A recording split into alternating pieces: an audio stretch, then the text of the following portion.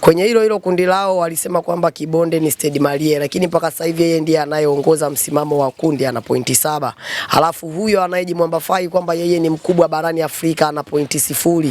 Mechi 3.0. Maana yake ni kwamba wewe ndio uko hatarini, yani kwenye mstari ule mwekundu uko hatarini kushuka daraja kwa maana ya michuano hiyo ya kimataifa.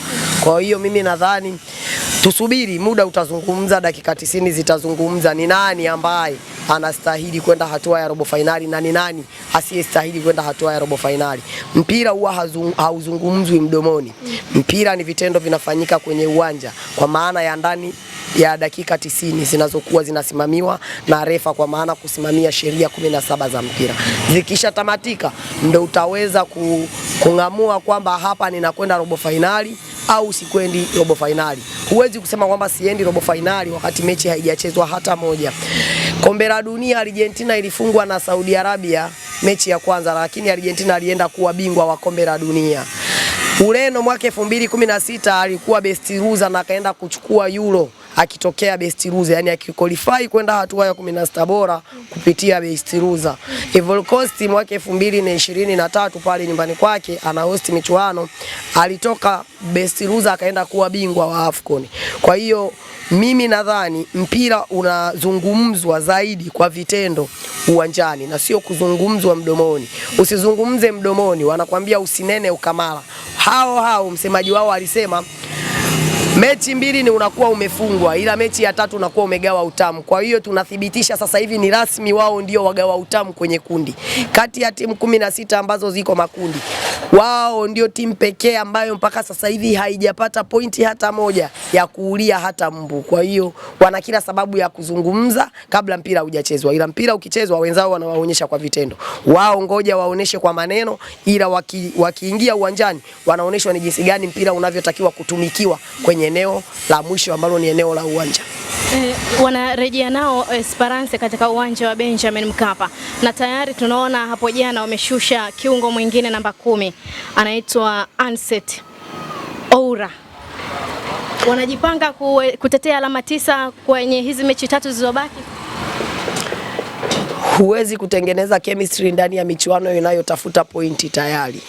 Kwa hiyo wao kipindi hiki wakubali kwamba wameisha feli, pamoja na kwamba mpira una matokeo ya ajabu, mara mpira unadunda ila kwenye maji hauwezi kudunda, lakini wanatakiwa watambue msimu huu hawana cha kwao, sio ndani na hata nje kwenye michuano ya kimataifa. Wao wanachotakiwa kukifanya ni kukubali kwamba hii timu tunayotaka kuitengeneza sasa hivi itakuja kuleta ushindani kuanzia mwakani, pengine 2028, lakini sio kwa sasa hivi kama wanavyotegemea. Hakuna timu inayotengenezwa ndani ya michuano ikiwa inaendelea.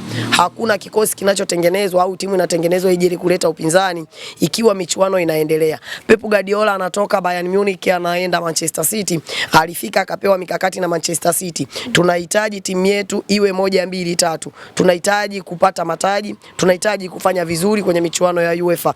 Na Pep Guardiola akawaambia kama mnahitaji kufanya vizuri kwenye michuano ya kimataifa na kufanya vizuri kwenye ligi ya EPL, maana yake natakiwa niibomoe kikosi cha Manchester City, niweze kusajili wachezaji watakaoweza kuingia kwenye mifumo yangu na kuhakikisha tunakuja kuleta upinzani kwenye ligi ya EPL. Aliwatoa kina Yaya Toure ambaye amewafundisha yeye mwenyewe akiwa Barcelona, na alimuuza yeye mwenyewe Yaya Toure kutoka Barcelona kuja Manchester City. Lakini amekuja Manchester City akasema huyu hayupo kwenye mifumo yangu, akaweza kuwatoa wote, akatengeneza kikosi cha Manchester City kilichoweza kuleta upinzani kwenye ligi ya EPL na hata kwenye michuano ya kimataifa, kiasi kwamba ilikuwa inafikia hatua hakuna timu iliyokuwa inatamani kukutana na Manchester City. Kwa hiyo wao wanataka kuitengeneza timu ndani yake, wanataka mataji. Hamna timu ya staili hiyo. Mikel Arteta timu yake ya kwanza kuwa kocha mkuu ni The Gunners, kwa maana ya Arsenal.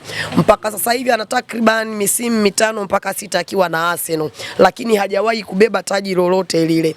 Lakini ameitengeneza Arsenal ambayo imekuwa tishio kiasi kwamba hakuna timu kubwa barani Ulaya, aidha ndogo au kubwa, ambayo inatamani kukutana na timu ya Arsenal, pamoja na kwamba Arsenal hajawahi kubeba ubingwa tangia kuingia Mikel Arteta aichukue. Kwa hiyo kama Simba wanatengeneza timu, wasitegemee kutengeneza timu ndani yake wanahitaji mataji. Wanatakiwa watengeneze timu ambayo itakuja kuleta upinzani. Yawezekana wasibebe ubingwa, lakini hakuna timu ambayo itakayoweza kutamani kukutana na timu ya Simba Sports Club kama ilivyo The Gunners kwa maana ya Arsenal. Hakuna timu hata moja sasa hivi inayotamani kukutana na Arsenal kutokana na standard la Mikel Arteta jinsi alivyoitengeneza. Mikel Arteta anaenda Arsenal, anasema trust the process. Amini katika mchakato. Kwa ule mchakato unaoanza kutengeneza haimaanishi kwamba unautengeneza ndani ya siku 2, ndani ya siku 3 wala mwezi mmoja. Ni lazima wakubali Simba kwamba wanaitengeneza timu itakayoweza kuja kuleta challenge kwenye ligi na hata kwenye michuano ya kimataifa. Na hiyo timu haitengenezwi ndani ya mwezi mmoja, wiki 2 wala siku 3 wala mwaka mmoja. Kwa hiyo wao wanachokifeli ni kwamba wanataka waitengeneze timu, ndani yake wanahitaji mataji ya ligi, ndani yake wanataka wafanye vizuri kwenye michuano ya kimataifa, kitu ambacho hakiwezi kuwezekana. Ukiona kina Stade Malien wamekuja wanaanza kupindua kwenye michuano ya kimataifa, maana yake walijipanga kwa muda mrefu kuhakikisha timu tunayoitengeneza itaenda kuleta upinzani mkubwa kwenye michuano ya kimataifa.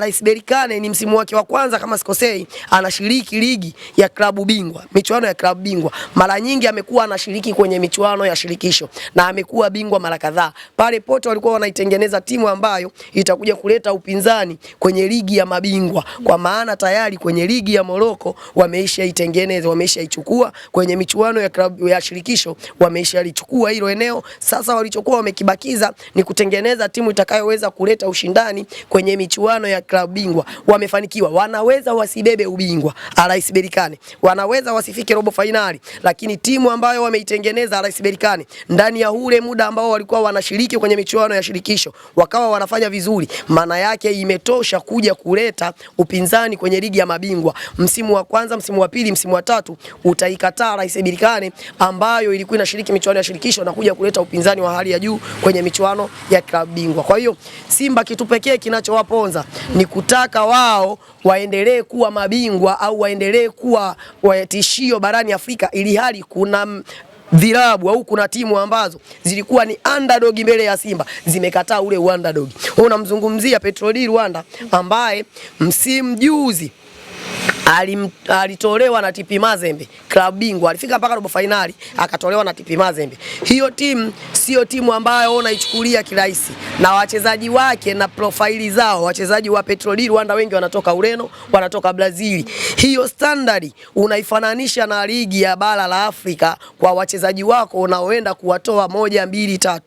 Ni vitu ambavyo haviwezekani. Unatakiwa uwe na muda, uwe na misimu kadhaa kuitengeneza timu yako. Piramidi tangu anaingia anashiriki ligi ya Misri hajawahi kubeba hata ligi ya kombe la ligi ya Misri, lakini ndani ya kushindwa kubeba kombe la ligi ya Misri ameitengeneza timu ambayo imekuja kuleta upinzani kwenye ligi ya mabingwa, na mwisho wa siku ukaona Piramidi inaweza kuleta upinzani na mwisho wa siku wakabeba ubingwa wa klabu bingwa. Kwa hiyo Simba kitu kinachowaponza ndio hicho, kutaka wao ndani ya ule muda wanaotengeneza timu basi waweze kuchallenge mataji yote wabebe na waweze kufika robo finali kwenye michuano ya kimataifa. Hakuna timu inayotengenezwa ndani ya siku moja, wiki 2, wala siku 3, wala miezi 2, wala mwaka mmoja. Ni lazima utenge muda wa kuitengeneza timu ambayo itaweza kuleta upinzani. Unaweza usibebe ubingwa, lakini vilabu vingi au timu nyingi zikawa zinaogopa kukutana na wewe kutokana na jinsi ulivyoitengeneza timu.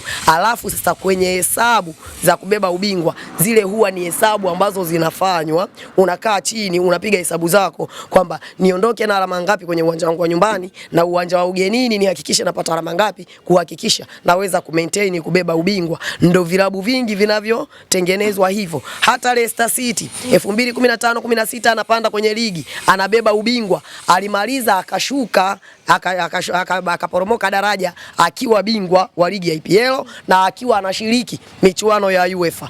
Why aliporomoka? Kwa sababu baada ya kupanda alifanya vizuri, wachezaji wengi akina Riyad Mahrez wakachukuliwa na baadhi ya vilabu vikubwa, wakaibomoa timu ya Leicester City. Leicester City ikashuka na ikiwa inashiriki kombe la UEFA. Mbeya City hapa Tanzania 2013 14 12 13 Mbeya City anapanda. Mbeya City amepanda akaleta changamoto sana kwenye ligi ya Tanzania. Akashika nafasi ya 3. Bingwa akiwa Azam, wa pili Young Africans, wa 3 Mbeya City, wa 4 Simba. Mwisho wa siku wakaibomoa Mbeya City ambayo ilikuwa ni akina Deus Kaseke. Wachezaji wengi wakachukuliwa. Mbeya City ikawa inajitafuta inacheza tu ili mradi isiporomoke daraja. Mwisho wa siku imeshuka daraja na imepanda tena. Kwa hiyo mimi nadhani Simba wanachotakiwa kukifanya ni kuhakikisha wanautenga muda. Hawatakiwi kusikiliza maneno ya mashabiki. Hawatakiwi kusikiliza maneno ya wapinzani wao. Kuhakikisha wanaitengeneza timu ambayo italeta upinzani kwenye ligi na kwenye michuano ya nje. Simba wanatengeneza timu ama wanaharibu timu? Kwa mfano mwaka jana wakati wapo na Fadu Davis, kwa timu mpaka ikafika finali kombe la shirikisho barani Afrika, lakini wakamwachia tena kibarua Fadu Davis, akaanza kusajili wachezaji waliosajiliwa asilimia kubwa walikuwa wamesajiliwa na Fadu Davis. Mwanzoni kabisa Simba inaonekana kama inakuja na moto, Fadu Davis anaondoka, wanamleta kocha mwingine. Ndio tatizo hilo sasa, kwamba kama wachezaji walisajiliwa na Fadu Davis, mwisho wa siku na aliyewasajili yuko wapi? Hayupo. Maana yake kocha wanayemleta naye atahitaji kusajili wachezaji wake. Ina maana wale wengine wote waliosajiliwa na Fadu Davis wataondoka, lazima kocha aanze sasa kutafuta na yeye wachezaji wake watakaoingia kwenye mfumo ili aweze kutengeneza nao timu. Sasa hiyo ndio ninayokuambia kwamba pale wanapotengeneza timu ndani yake wanataka walete upinzani kwenye timu ambazo tayari wachezaji wao wameshaitengeneza chemistry, wameshakaa muda mrefu, wameelewana kwa muda wa miaka kadhaa, kuanzia mwaka mmoja mpaka miwili mpaka mitatu, alafu Simba wanataka washindane nao. Hakuna timu inayotengenezwa kwa staili hii. Wanapaswa kumwacha kocha atafute wachezaji yeye mwenyewe ama watafute mtu ambaye anaweza kusajili wachezaji ambao watakuja kutumika na kocha yeyote yule. Mimi nadhani kwa mifumo ya mpira wa ligi mpira wa Afrika wanaotafuta wachezaji ni viongozi wenyewe. Kwa nini? Kwa sababu sisi kitu ambacho kinatuponza au kinatukosti ni uchumi. Kwamba kocha akija, kocha wa Simba amekuja pale atahitaji mchezaji, let's say anakuambia anamhitaji goalkeeper Ronwen William. Ronwen William pale Mamelodi analipwa milioni 200. Kwa uchumi wa Simba mchezaji analipwa milioni 20. Tuseme goalkeeper wa Simba analipwa milioni 15. Ukamlete Ronwen William anayelipwa milioni 200. Milioni 200 pale kwa Simba ni wachezaji kuanzia 4 mpaka 5. Ndio wana mshahara wao. Kwa Mamelodi ndiye mchezaji mmoja analipwa, umeelewa? Kwa hiyo unakuta vilabu vingi viongozi ndio wanaosajili wachezaji. Kwa sababu kocha akipointi mchezaji gharama yake, hapointi mchezaji ambaye ni wa gharama ya chini. Anapointi mchezaji ambaye profaili lake moja ni kubwa, 2 maslahi yake yanakuwa ni ya juu. Huwezi kuwa na kocha wa hivyo au huwezi kuwa na pesa ya kusajili wachezaji kutokana na uchumi wa Tanzania. Alikuwepo Benchika. Benchika alipointi wachezaji wengi sana pale Simba hasa kwenye eneo la ushambuliaji, lakini hawakufanikiwa kuwapata kutokana na uchumi wa timu ya Simba Sports Club au uchumi wa Tanzania kwa ujumla, vilabu vyetu vya Tanzania. So wengi wanaosajili Tanzania ni viongozi, ila sasa wanachotakiwa kukifanya ni kumshirikisha na mwalimu kwamba sisi tumeona fulani kutokana na uchumi wetu unatusapoti sisi wenyewe kufanya usajili, kutokana na kwamba wachezaji tutakawaleta ili wewe sasa uweze kuwatumia, ila tunakupatia muda uweze kuwatengeneza. Kwa sababu kocha atakapopointi mchezaji, atapointi mchezaji ambaye atakuja amtumie ndani ya siku ya kwanza, siku ya pili, miezi miwili mitatu, tayari mchezaji ameshaingia kwenye mfumo, kwa sababu makocha wengi wanapointi wachezaji ambao tayari walishawahi kufanya nao kazi. Mfano kwa Ibenge amekuja Azam, amekuja na Fofana, amekuja na kina Kitambala, hao ni wachezaji ambao tayari ameshafanya nao kazi. Ni rahisi wale wachezaji kugeti mifumo ya mwalimu. Kwa hiyo viongozi wanaposajili wachezaji, maana yake wale wachezaji mwalimu anakuwa na kazi sana ya kuhakikisha anaingiza mifumo kwa wale wachezaji ambao yeye hajawahi kufanya nao kazi, ila ni wachezaji ambao viongozi wamewahitaji. Kwa hiyo mfumo wa ligi ya Tanzania na uchumi wetu wa upande wa ligi ya Tanzania ndio unaosababisha kocha asiweze kufanikiwa kupata kile anachokihitaji. Sio kama Ulaya, kama Pep Guardiola alivyoenda Manchester City akawatoa wale wachezaji wote, akawaleta wachezaji anaowataka yeye kwa gharama yoyote ile, kwa sababu bosi wa Manchester City alimwambia, wewe utatuletea mchezaji unayemhitaji, niambie ni kiasi gani. Ndio maana Guardiola ndiye kocha na ndiye manager. Kwa hiyo yeye ndiye anayeingia sokoni kutafuta mchezaji, yeye ndiye anayeenda kuangalia mchezaji yupi anafaa na yeye mchezaji yupi ambaye hanistahili kwenye mifumo yangu. Kwa hiyo kwa uchumi wetu wa Tanzania ndio unaopelekea makocha wengi kufeli, kwa sababu sio kocha anayehitaji mchezaji, ila uongozi ndio unaohitaji mchezaji. Aha, kwa hiyo sasa ni wakati wa Simba kurudisha nguvu sasa ligi kuu, achana na mambo ya klabu bingwa. Kwa michuano ya kimataifa kipindi hiki nitawadanganya. Pamoja na kwamba mpira unadunda, tutakuwa tunadanganyana. Yaani hiyo tutakuwa tunadanganyana tena kwenye eneo kubwa sana. Siwezi kusema kwamba eti Simba weka nguvu kwenye mechi zilizobaki, ili hali una mechi 2 tu za nyumbani ambazo sana wewe ndo una uhakika nazo kwamba unaenda kupata pointi 3. Na zenyewe huo uhakika sio 50%, ni 45%. Kwa sababu mechi ya kwanza ya nyumbani dhidi ya Petro di Rwanda alikufunga nyumbani kwako. Yule ambaye unageuka naye Esperance de Tunis anakuja kutafuta pointi 1.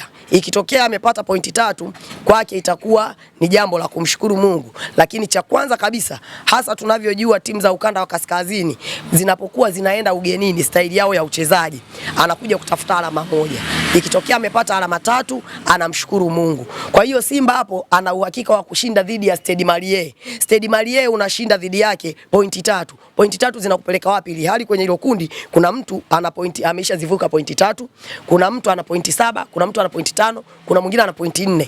Ambaye huyu mwenye pointi 4 anakaa nyumbani kwake kumsubiri Stade Malien. Naye ana uhakika wa kuutumia vizuri uwanja wa nyumbani. Kwa hiyo kwa Simba sidhani. Nafasi ya Young Africans ni 45% kuqualify, kwa sababu tayari yeye kuna kitu ambacho anacho mkononi. Anageuka na Al Ahly. Mpira wa Afrika kila timu inufaike na uwanja wake wa nyumbani. Ugenini utaenda kuitafuta sare. Sasa kwa Young Africans mechi aliyocheza nyumbani ameshinda. Ana mechi 2 nyumbani ambapo anageuka na Al Ahly. Akishinda mechi dhidi ya Al Ahly uwanja wa nyumbani, anamsubiri CR Belouizdad nyumbani akiwa na uhakika wa kushinda mechi. Yaani ukishakuwa na uhakika wa kushinda mechi zote, JS Kabylie akisha shinda mechi zote 3 nyumbani, tayari uhakika wa kwenda robo finali ni 75.05. Umeelewa? Hizo asilimia nyingine ndo anaenda kuzitafutia sare ugenini. Tayari sare ugenini alishaipata. It means akishinda mechi za nyumbani zilizobaki 2, tayari Young Africans robo finali anakwenda. Kwa hiyo mimi nadhani Young Africans kwenda hatua ya robo finali ni 45% mpaka 50% kwenda hatua ya robo finali. Yaani matokeo ya kumpeleka yeye robo finali Young Africans ameyashikilia yeye mwenyewe Young Africans, na hatakiwi kupoteza hata pointi 1 kwenye uwanja wa nyumbani kwenye mechi zilizobaki. Shukrani. Simba kuingia katika hatua ya kombe la mabingwa barani Afrika, amestahili kuingia au ndio ile ambavyo mlikuwa mnapiga mkaele kipindi kile wakati wanachanga kata zao, nyinyi mnasema wanabebwa? Huenda hii kama ndio matunda yake, Simba aliingia kwa bahati mbaya katika mashindano haya. No, sio kwamba aliingia kwa bahati mbaya katika mashindano haya. Ukisema aliingia kwa bahati mbaya katika mashindano haya, pima na uzito wa zile timu walizokutana nazo. Kwamba je, hata kwenye uzoefu tu wale wangeweza. Unajua sometime michuano ya kimataifa timu huwa inashindia uzoefu. Na nadhani hata juzi kocha wa Al Ahly alisema kwamba Young Africans ni mpinzani mgumu sana. Sisi tumeshindia ukubwa wetu na kuwa mwenyeji wa uwanja wetu wa nyumbani. Lakini kati ya wapinzani wagumu ambao nimekutana nao Young Africans ni miongoni mwao. Kwa hiyo Simba kuqualify kwenda kuingia makundi yeye alistahili. Sasa makundi anakuja kukutana na nani? Alijisahau. Akajua kwamba kwenye wale ambao ameingia nao makundi kwenye kundi lake basi kuna underdog. Hakuna timu ambayo inaingia makundi ni underdog. Tambua kwamba mpaka anafika makundi kuna vilabu amevipiga ambavyo na vyenyewe vilistahili au vilitakiwa kupata nafasi ya kuingia hatua ya makundi. Tambua kwamba Etoile du Sahel inayotokea Tunisia sasa hivi ingekuwa makundi kama sio klabu bingwa ingekuwa shirikisho, lakini ilitolewa na timu gani? Unaweza ukashangaa wewe mwenyewe. Umeelewa? Kwa hiyo mimi nadhani sometime kuna michuano kuingia hatua ya makundi na kwenda hatua ya robo finali, sometime unashindia ule ukubwa au uzoefu wa ile michuano, kutokana na kwamba wewe umekuwa na wakati mzuri wa kushiriki hiyo michuano kila baada ya muda kadhaa. Na hivyo Simba uzoefu ndio uliowaingiza makundi. Yeah. Shukrani sana. Karibu.